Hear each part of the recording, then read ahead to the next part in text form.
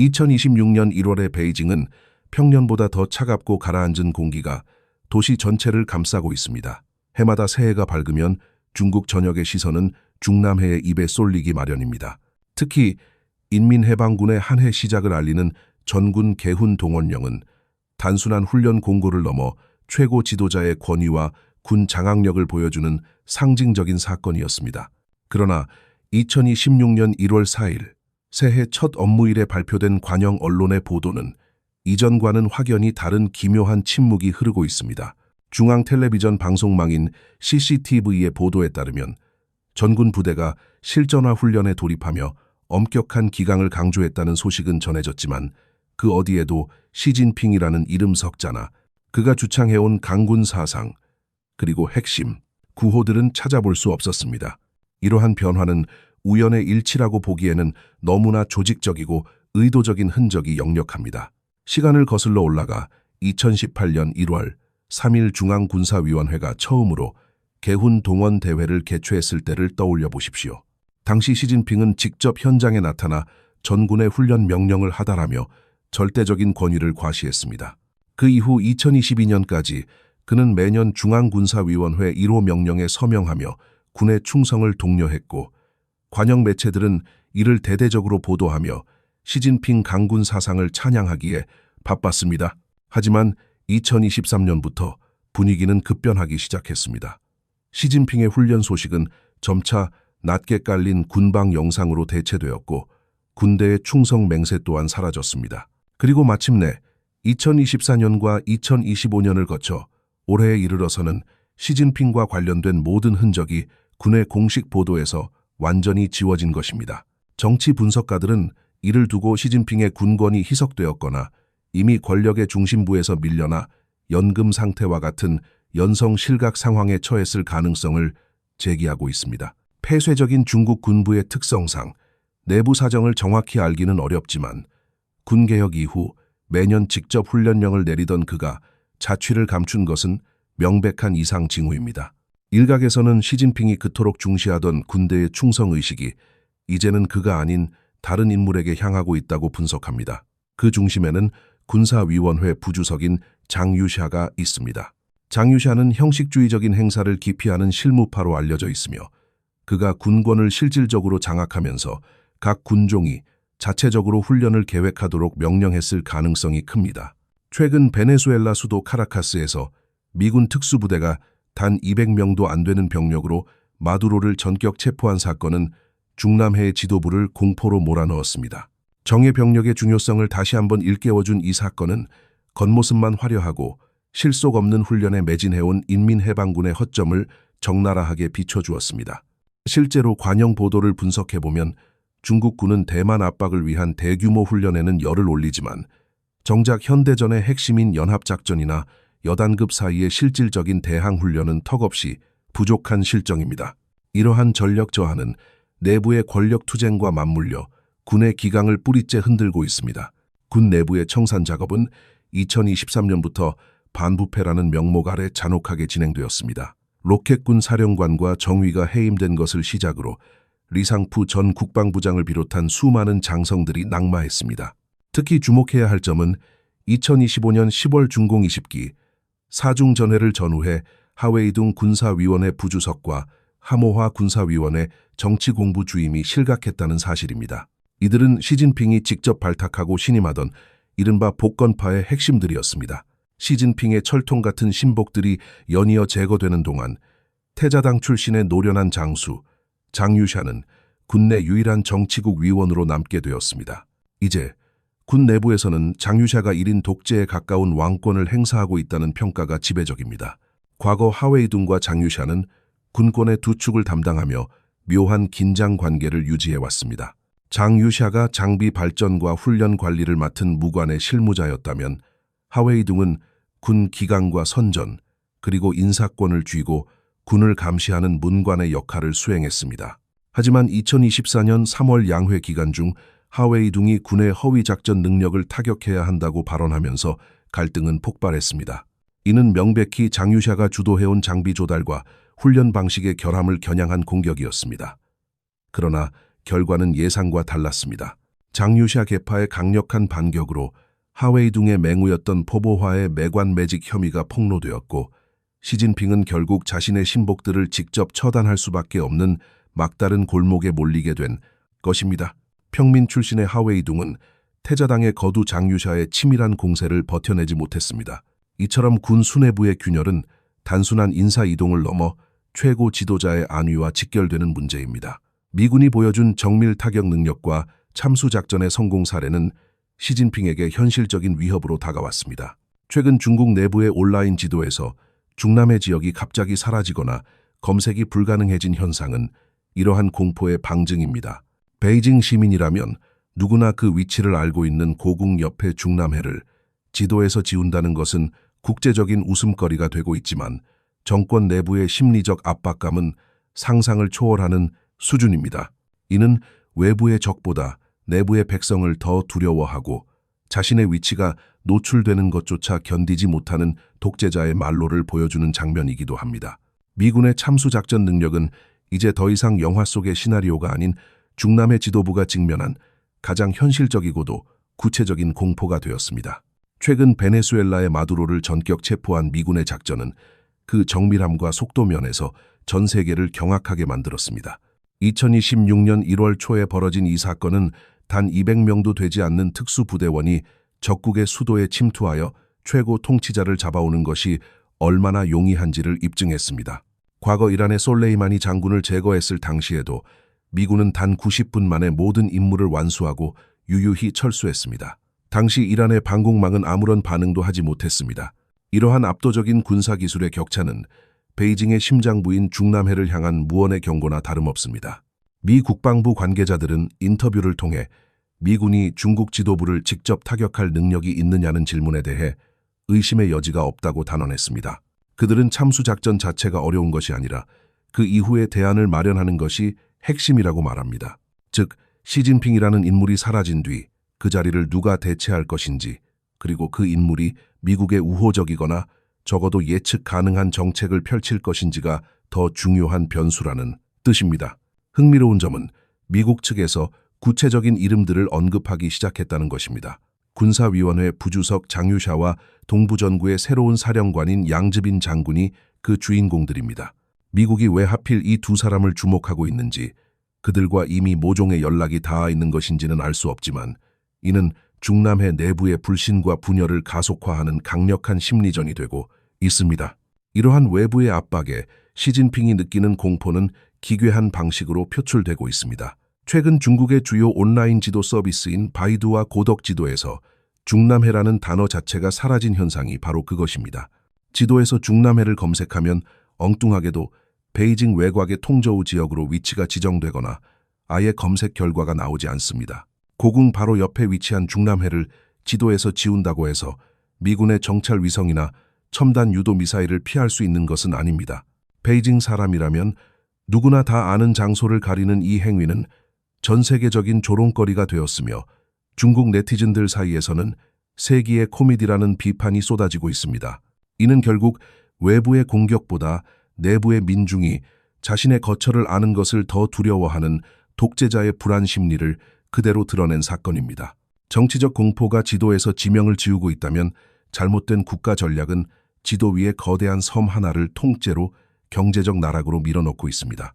2025년 12월 18일 공식적으로 선포된 하이난 전도 봉관 정책은 중국판 홍콩을 만들겠다는 야심찬 포부로 시작되었습니다. 하이난 전체를 독립된 관세구역으로 설정하여 무역과 투자의 자유화를 꾀한다는 전략이었지만 그 결과는 시작한 지 불과 96시간 만에 참혹한 실패로 드러났습니다.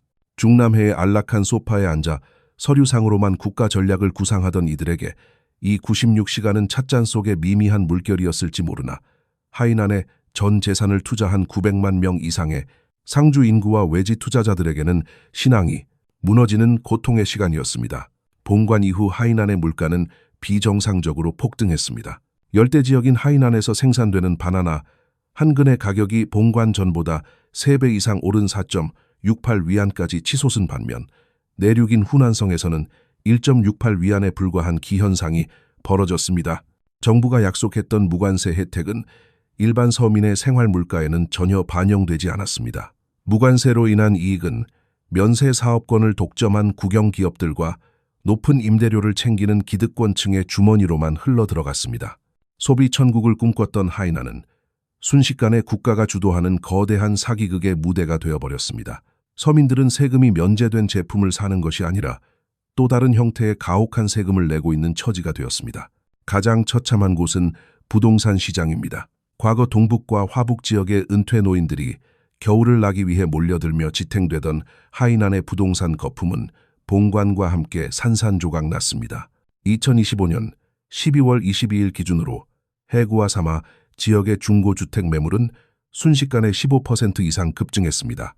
자금이 들어오기는 쉬워도 나가기는 어려운 콘크리트 감옥이 될 것이라는 공포가 확산되면서 하이난 부동산은 이제 허리 가격을 넘어 무릎 가격까지 떨어졌음에도 거래가 전혀 이루어지지 않고 있습니다. 2,000위안대의 초저가 아파트가 등장하고 경매 물건이 폭증하는 현실은 이곳이 더 이상 기회의 땅이 아님을 보여줍니다. 하이난에서 20년 넘게 활동해온 부동산 중개업자들은 입을 모아 말합니다. 하이난 본관은 성공을 위한 전략이 아니라 지난 10수년간의 거품을 청산하기 위한 잔혹한 사형 집행이라고 말입니다. 하이난의 경제적 참상은 단순히 지역적인 문제가 아니라 중앙 집권적 권력의 한계를 극명하게 보여주는 사례입니다. 하이난 본관 정책이 발표될 당시만 해도 중국 정부는 이곳이 홍콩을 대체하고 싱가포르를 뛰어넘으며 두바이와 어깨를 나란히 할 것이라고 호언장담했습니다. 하지만 현실은 냉혹했습니다. 하이난의 미래라고 불리던 해구의 강동 신구는 이제 집값 하락의 최전선이 되었습니다. 과거 평당 25,000위안을 호가하던 고급 단지들이 이제는 12,000위안대에도 매수자를 찾지 못하고 있으며 신규 분양가조차 17,000위안에서 순식간에 수천 위안이 증발해버렸습니다. 해안가 근처의 빌라와 별장들은 사용 면적당 단가가 2,000에서 3,000위안 수준으로 떨어졌고 이는 이미 부동산 시장의 붕괴를 넘어선 소멸의 단계에 진입했음을 의미합니다. 과거 국제금융중심지였던 홍콩을 폐허로 만든 정권이 폐허 위에서 새로운 국제금융중심지를 세우겠다는 발상 자체가 모순이었다는 비판이 거셉니다. 중국 네티즌들은 이를 두고 친히 지휘하고 친히 배치하더니 결국 친히 망쳐버렸다고 꼬집습니다. 무지한 지도자가 천재지변보다 무섭다는 탄식은 하이난뿐만 아니라 중국 전역으로 퍼져나가고 있습니다. 특히 2016년 현재 중국의 경제지표는 청나라 말기 붕괴 직전의 상황과 놀라울 정도로 흡사한 궤적을 그리며 많은 이들에게 역사의 기시감을 불러일으키고 있습니다. 역사를 돌이켜보면 1898년부터 1908년에 이르는 서태후의 집권 말기는 권력의 집중과 개혁 탄압 그리고 외교적 오판으로 점철된 시기였습니다. 당시 서태후는 자신의 권위를 보존하기 위해 무술변법을 유혈 진압하고 현대화의 기회를 스스로 발로 차버렸습니다. 2020년대의 시진핑 역시 반부패 운동과 당내 정돈을 통해 개인의 권력을 극대화하며 잠재적 반대 세력을 제거해왔습니다. 2022년 20대 이후 구축된 새로운 권력 구조는 오직 충성만을 강조하며 제도의 효율성을 마비시켰습니다. 이는 서태후 시절 관료사회가 경직되고 오직 태후의 눈치만 살피던 부패한 조정의 모습과 본질적으로 다르지 않습니다. 서태후의 청말신정은 학당을 세우고 과거제를 폐지하는 등 변화를 꾀하는 듯했으나 이는 모두 권력을 유지하기 위한 임시방편에 불과했습니다.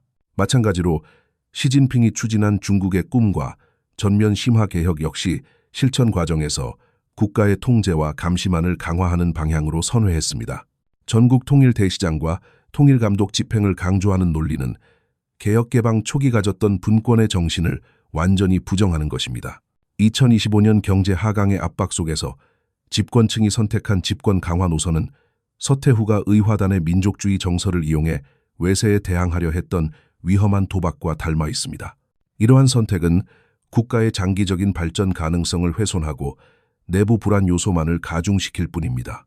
외교 분야에서의 오판 역시 치명적입니다. 서태후 외교의 가장 큰 실책은 의화단을 앞세워 세계 11개국의 선전포고를 함으로써 8개국 연합군의 침공과 신축조약을 초래한 것이었습니다. 시진핑 정부 또한 덩샤오핑의 도광양회 정책을 버리고 전랑 외교와 1대1로 확장을 선택하며 국제적 고립을 자초했습니다. 2025년과 2026년을 거치며 미중 관계는 더욱 악화되었고 서방의 기술 봉쇄와 관세 폭탄은 중국을 수세로 몰아넣었습니다. 서태후가 가짜 정보에 속아 성급한 반응을 보였던 것처럼 현재의 지도부 역시 서방의 의도를 오독하며 과격한 민족주의 대응으로 전략적 선택지를 스스로 좁히고 있습니다. 러시아와 우크라이나의 갈등 그리고 대만 해협의 긴장 속에서 중국은 국제적인 균형을 잡을 기회를 번번이 놓치고 있습니다. 겉으로는 국제적 지위가 상승한 것처럼 보이지만 그 이면에는 국제사회로부터의 소외라는 값비싼 대가가 따르고 있습니다. 이는 대청 제국이 국제 주류 사회에서 스스로 멀어져 갔던 비극의 역사적 반복입니다. 학자들은 이를 두고 중국 공산당이 이미 집권 후반기, 즉 만기 공산당 시대로 접어들었다고 분석합니다. 시진핑이 서태후의 행보를 답습하는 근본적인 이유는 내외의 도전 직면했을 때 장기적 국익보다 정권의 보전을 최우선으로 삼는 집권층의 심리 때문입니다. 하지만 2026년의 중국은 청나라 말기와는 다른 변수를 가지고 있습니다. 현대적인 기술 감시 체제와 세계 2위의 경제 규모라는 강력한 도구를 쥐고 있습니다. 이는 지도자로 하여금 더 큰 자만심에 빠지게 만들 수 있지만 문명의 흐름과 동떨어진 정권의 생명을 영원히 보장해주지는 못합니다. 민의의 각성은 결국 통치자가 세운 모든 쇠사슬을 뚫고 나올 것이기 때문입니다. 현재의 중국은 마치 화약이 가득 찬 나무통과 같아서 작은 불꽃 하나에도 언제든 폭발할 수 있는 위험을 내포하고 있습니다. 시진핑의 이러한 역사적 답습은 스스로 독재 전제를 포기하지 않는 한 청나라를 멸망으로 이끈 서태후처럼 중국을 돌이킬 수 없는 심연으로 밀어넣는 결과로 이어질 것입니다. 2026년, 현재 우리가 목격하고 있는 중국의 모습은 거대한 전환점의 한복판에 서 있습니다. 시진핑의 집권 방식이 서태후의 말기와 닮아 있다는 사실은 단순히 흥미로운 역사적 우연을 넘어 이 정권이 나아가고 있는 방향이 어디인지를 명확히 보여줍니다. 권력이 한 사람에게 집중될수록 국가의 시스템은 유연성을 잃고 부러지기 마련입니다. 과거 청나라가 개혁의 기회를 놓치고 멸망의 길로 들어섰던 것처럼 현재의 중남해 역시 내부의 균열과 경제적 붕괴 그리고 국제적 고립이라는 삼중고 속에서 위태로운 행보를 이어가고 있습니다. 국제사회의 흐름 또한 중국에게 결코 우호적이지 않습니다. 이란에서는 현재 민중들의 항의 시위가 거센 물결처럼 번져나가고 있습니다. 정부의 잔혹한 탄압에도 불구하고 이란 인민들은 피가 끓는 용기로 거리에 나서고 있으며 일부 도시들은 이미 시위대에 의해 완전히 장악되었다는 소식이 들려오고 있습니다.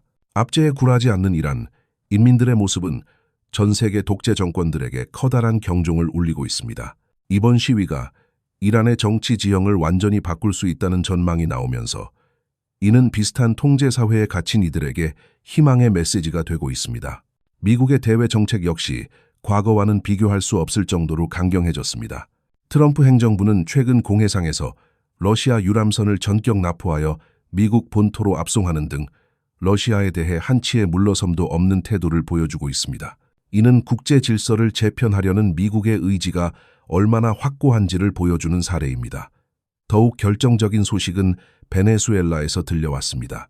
미국은 베네수엘라 임시정부와 파격적인 협상을 체결했습니다.